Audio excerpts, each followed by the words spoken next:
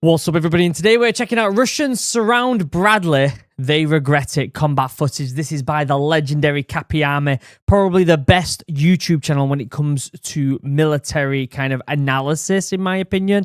Absolutely fantastic. Chris over there, and I think he has a team of people, are absolutely brilliant. So I will leave a link down below to their channel. They're at 852,000 subscribers. If you're not subscribed, let's try and bump them numbers up from as much as we possibly can. Link down below. Before we get started, though, check out Chug. 10% off, link down below. This is the one I'm using right now. These are the other ones I have. They are fantastic bits of kit. You can get them for 10% off. They are handmade in the UK by a small business. They ship to America. And I am telling you right now that I am so fed up of buying cheap crap. I really am. And this is one of them things that if you look after it, it will literally last you a lifetime. Free customization, free bag. You're not going to get a better deal anywhere else. And they are a fantastic better kit. Link down below. Also, before we get started, if you're in the UK, try me drink. Took 2 years to develop and we're nearly sold out.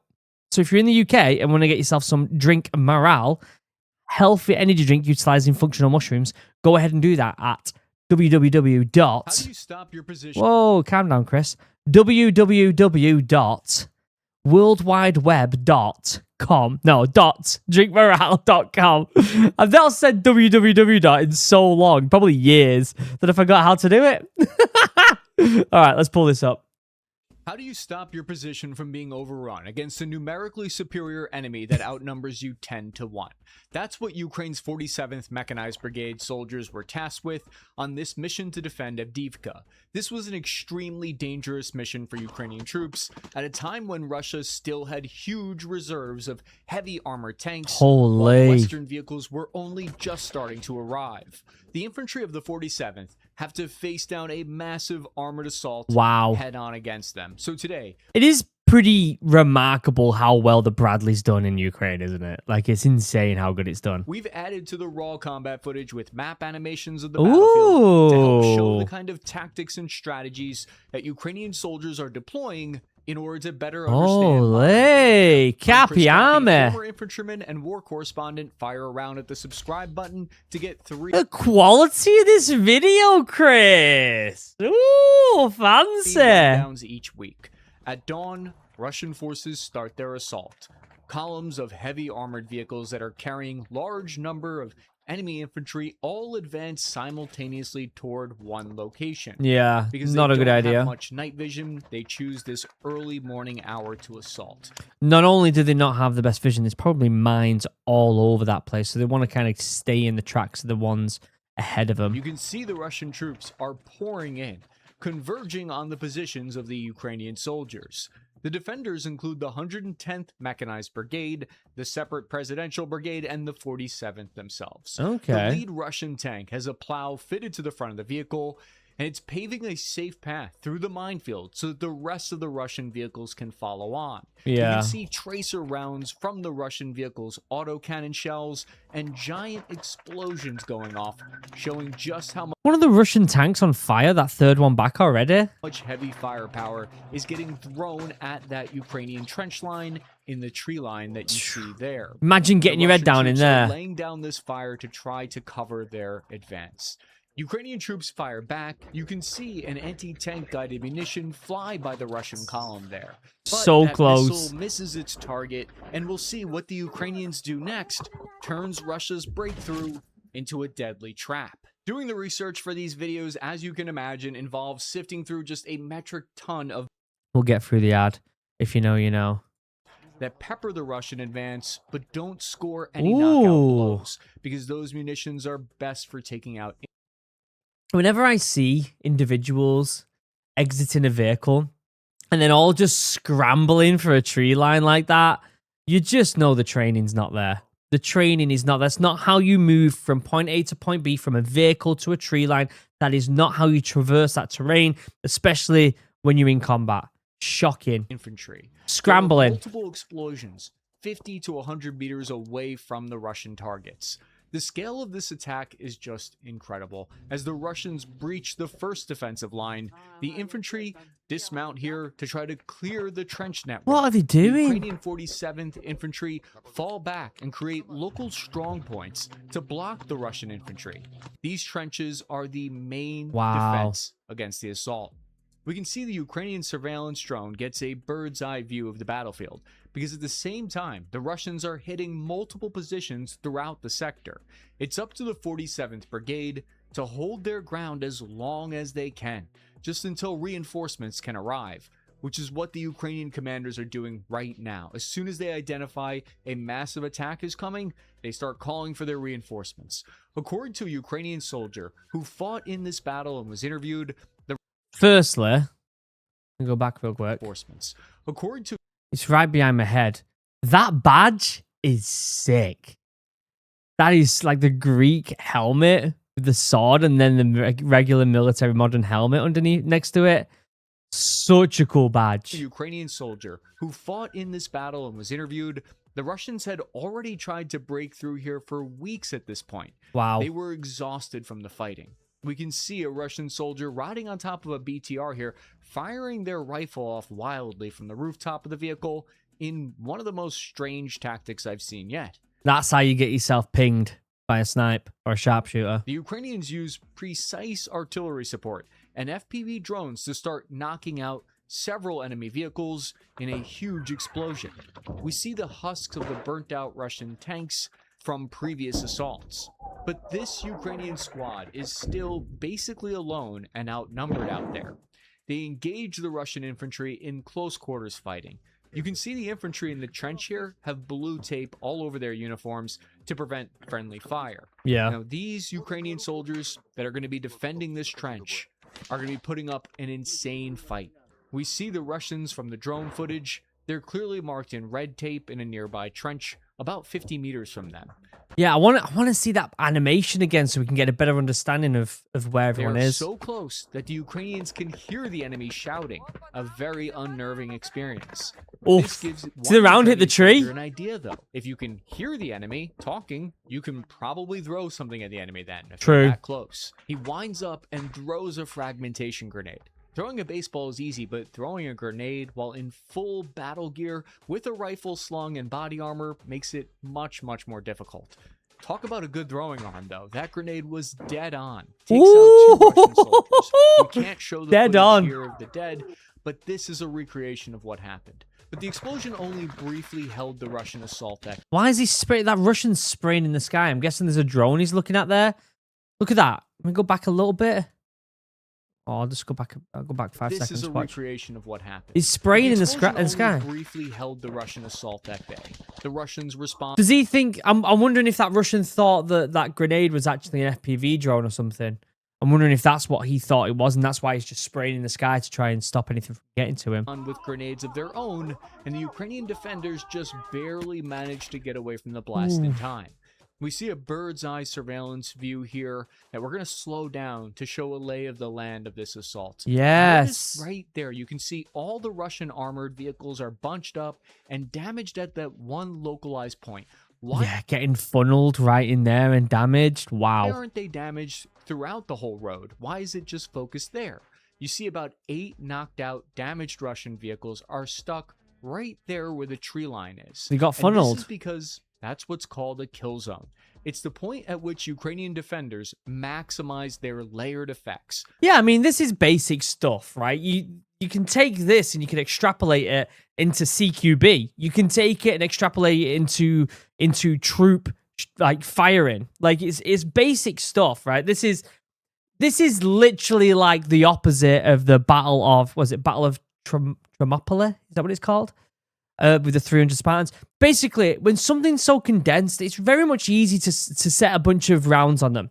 Obviously, unlike the Spartan thing where they're defending, the Ukrainians don't have to go to them. They just sit there watching. It's like the complete opposite of the Battle of Thermopylae, right? So all these Ukrainians are looking at this one little zone. They are concentrating the firing on that little zone. And if you extrapolate that to CQB, it's like you're all stood in a room looking at a doorway, right? And you know that there's going to be X amount of people coming through that doorway, and all you have to do is get the rounds down. That's it. It's the same principle here. These Russian tanks are probably not going to go through these tree lines for a couple of different reasons. Maybe it's the terrain. Maybe it's too dense for them to get through with the trees, etc. Maybe there's mines. Who knows?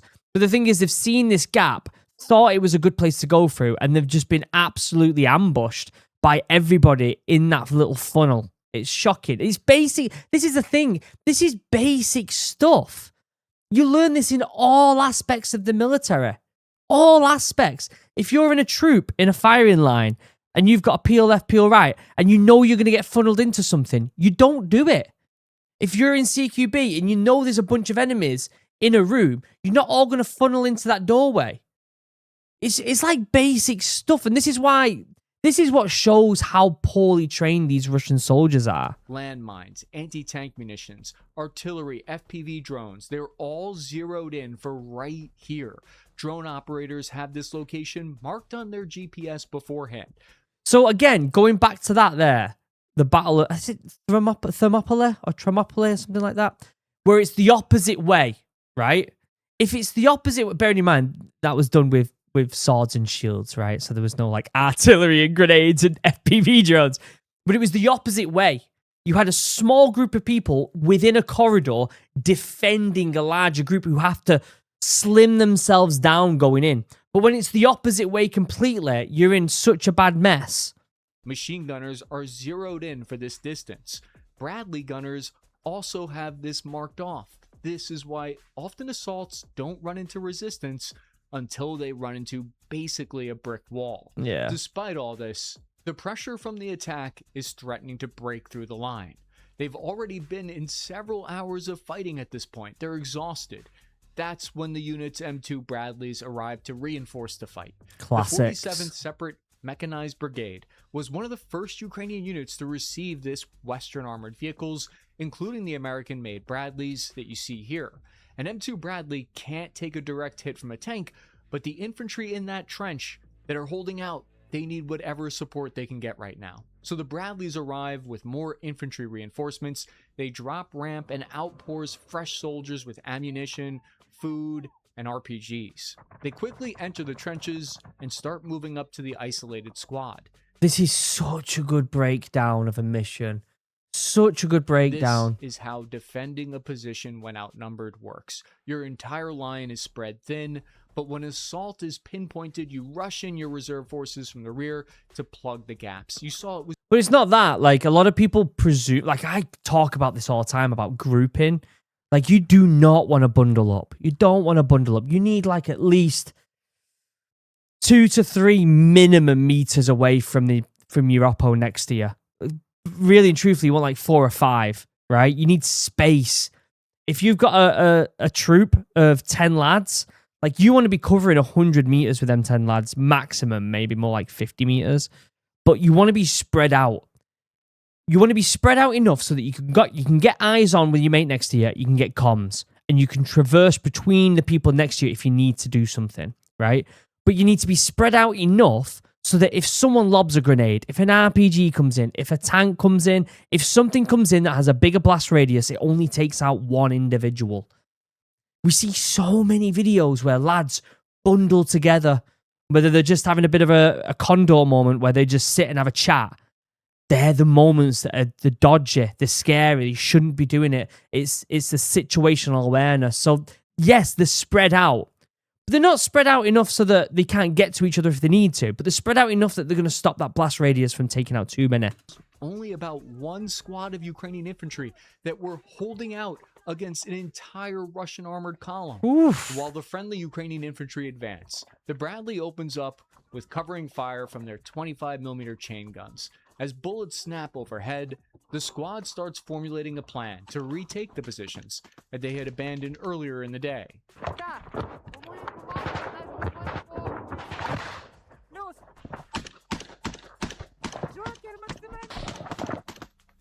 The squad's best grenadier thins out the Russians occupying those positions with some explosives. Good catch. Another good throw, I'm sure. Who needs bomber drones when you have this guy? Yeah, he's pretty good, isn't he? According to Good a throw. Ukrainian soldier who fought in this battle, 2 Russian battalions have been dedicated to this fight. You can see them here driving to reposition for the fight. What's going on here? Why are they doing that? Why are they changing direction and heading in opposite directions here? It's so they can attack from a new direction. That's why they appear to be going in opposite ways. They found too much resistance in one way, so they're trying to attack from a different route where they hope there will be less Ukrainian resistance. Just as This is a massive battle. Like, this is big. Ukrainian reinforcements are arriving, the Russians are moving their own armored support into the position. The Russian commanders have caught wind of the Ukrainian Bradley deployment, and they're out for blood. Taking out American vehicles right as they show up on the battlefield would be a huge propaganda win for Russia, on top of a tactical success. The Russian armor is now only 2 kilometers from their position, heading in fast. You can see the smoke trails from this T-72 as it fires while on the move. The covering fire encourages some nearby Russian infantry to move up and start shooting at the Bradley with their machine guns. According to a Ukrainian Bradley commander, you can literally see him right there. Holy shit. the Russians didn't know that their small arms couldn't penetrate a Bradley, so the bullets just ricochet off the armor, and the vehicle advances on the exposed enemy. The Bradleys aren't helpless. They open up with their tow missiles and 25mm cannons. But they're right on top of him. They are right on top of him. But it was just a distraction. An enemy RPG gunner lands a direct hit on the Bradley side, right next to the driver's position. Jesus. Amazingly, though, the Bradley shrugs off the hit. The reinforced Bradley reactive armor tiles, affectionately called BRAT, worked their magic and repelled the shape-charged warhead. That's so impressive. All the RPG managed to do was make the Bradley kind of angry, and so it continues to chew the enemy infantry up with its rapid-fire main gun. A Russian T-72 hits a mine, immobilizing it right in front of the trench network.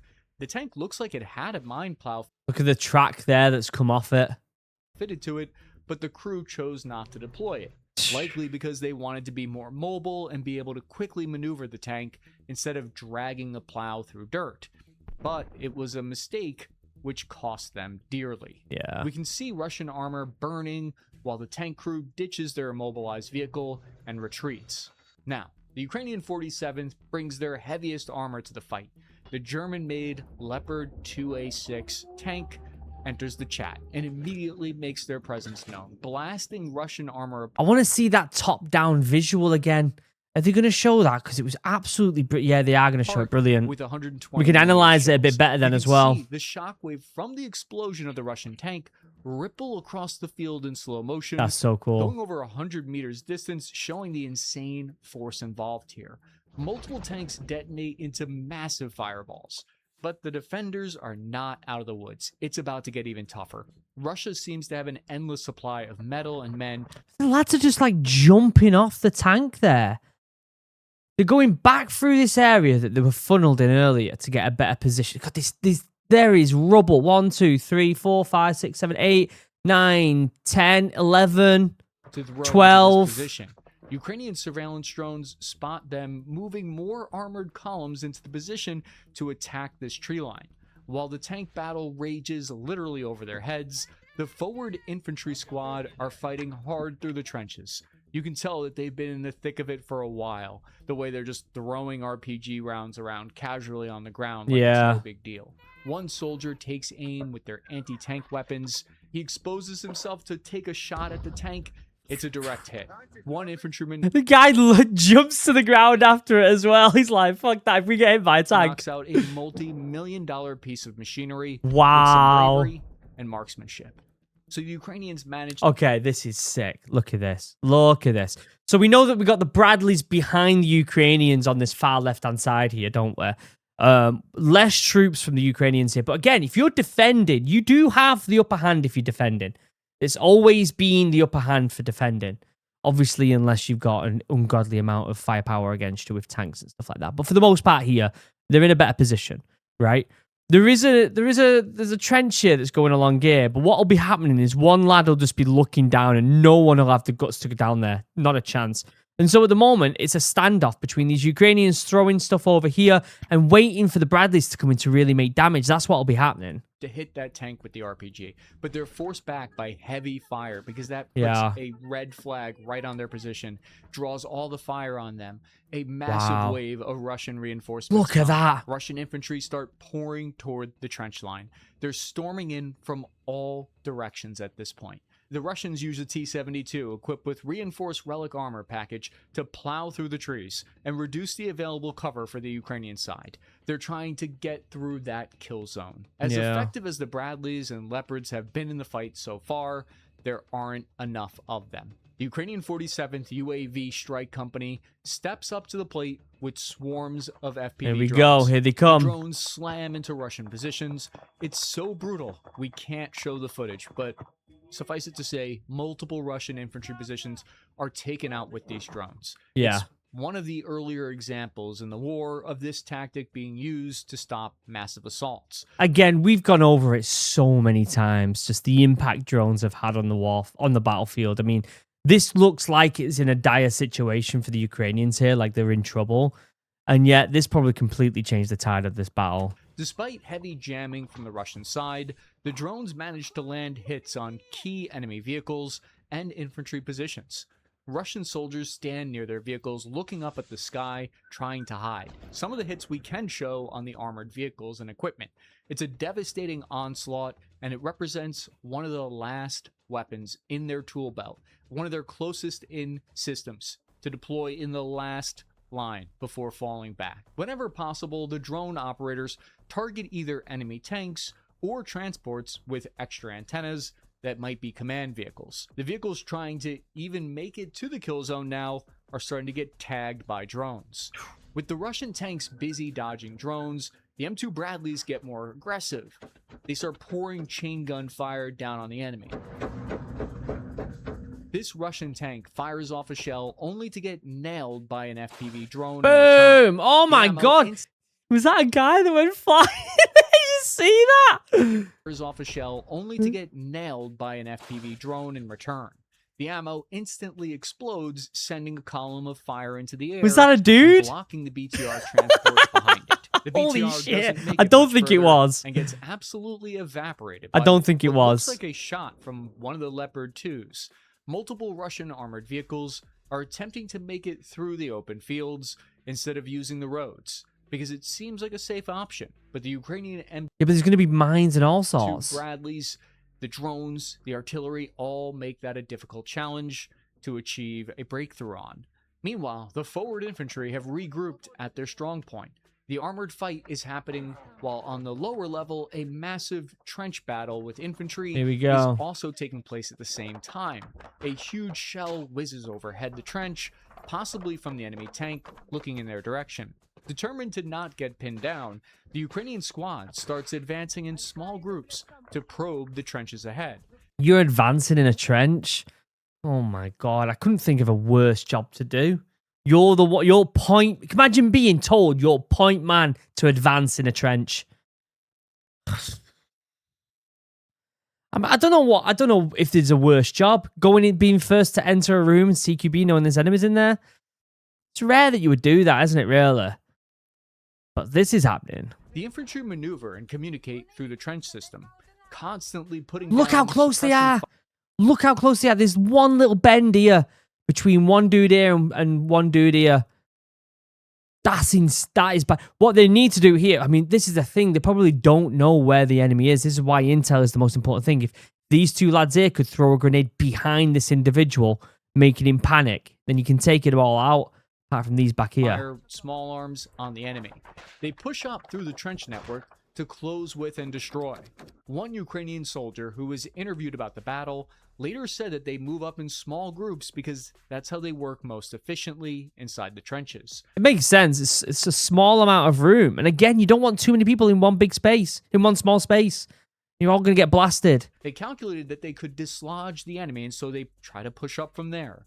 The squad hopes that the covering fire from the M2 Bradleys outside their position has kept the enemy infantry suppressed and out of the trenches. It's a shame we've got no flags on where the Ukrainians are there. Weren't they over here? If that's the case, look how close they are. The giant explosive shells hammering the enemy positions creates a psychological effect, a shock effect, that can help them even though they're far outnumbered. But Ukrainians don't realize yet that they're walking into almost 2 full squads of Russian soldiers. Oh my god, yeah. I'm pretty sure they're over here. 1, 2, 3, 4, 5, 6, 7 lads, 2 vehicles. They're around here somewhere, I'm pretty sure. The team's forward scout, who's named Al-Qaeda, spots a cluster of enemy troops and asks for a grenade. They start rummaging through assault packs. Everyone's searching for a grenade that they might have hidden away or forgotten about in their backpack, as one does. Al-Qaeda moves up to the As most one forward does. point in the trench, and it's a tense moment where he is at his most vulnerable. So he throws the grenade, and the grenade nails some exposed enemy infantry. But Wow. there's a penalty in return. The aggressive maneuver has attracted the attention of more Russian infantry. They push on Al-Qaeda's trench and throw grenades of their own. Several Ukrainian troops get injured in the exchange. One of the team members takes a hit Oh, just as he's returning to the strong point. The shot slipped past his body armor and hit just below his right armpit. The Oh, team yeah. gets to work treating the gunshot wound, but the team took a lot of casualties in the last salvo. Al-Qaeda seems to have suffered the worst, exposed out front as he was. The tourniquet yeah, you point, man. You're going to get hit. Poor lad. on his leg indicates he has some pretty serious bleeding. The squad needs to clear him and other wounded out of the position, both for proper treatment and to avoid tripping over them during the rest of the fight.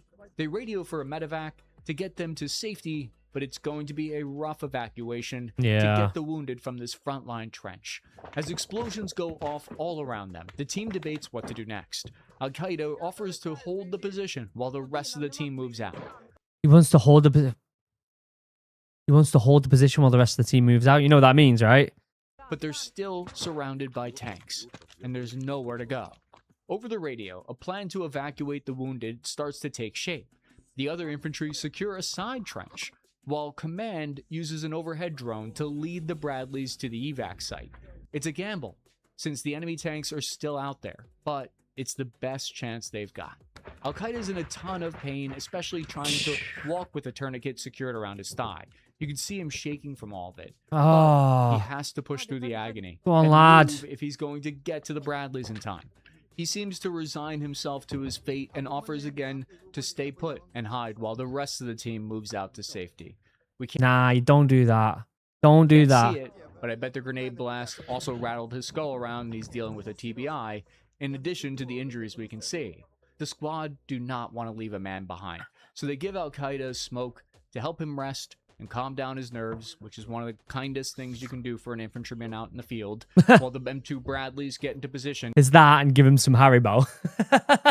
That's what we used to do. You got some Haribo. Oh, sick. They Morale keep talking boost. to him and encourage him to give it one last push. Yeah, yeah. The friendly Leopard tanks lay down smoke grenades, covering at least one angle of the medevac from enemy fire. Al-Qaeda still can't stand on his injured leg, but dragging him by the vest seems to be working. Remember, he hasn't had a drop of painkillers, and he's just raw dogging this entire experience. Oh my The Bradleys and days. Leopards work together. This is proper war, guys. This is what's happening. These lads are trying to get out of there. They're getting overpowered by the Russians here. Maneuvering to minimize exposure to the enemy Russian tanks that are still out there. Finally, they reach the evacuation point, and the squad rushes out of the trenches to load the wounded. It's a tense moment as the infantry are fully exposed while running to the vehicles. Against all odds, though, the He Ukrainian made it. He fucking made it. What an absolute lad. He absolutely made it. squad manages to get the wounded Get including in, Al-Qaeda, lad. into the Bradley. With the wounded loaded up, the Bradley rushes back toward home base. Get in, Al-Qaeda lad. really strained himself in the last push, and he isn't doing well, so he needs immediate medical attention. While the team transfers him from the Bradley to a waiting ambulance, the main battle tank Leopard are put back on the prowl. The Leopard Mate, if that... This is the thing, right? Lads in them Leopards would have got eyes on, or at least they would have heard about these lads having to be pulled out and injured.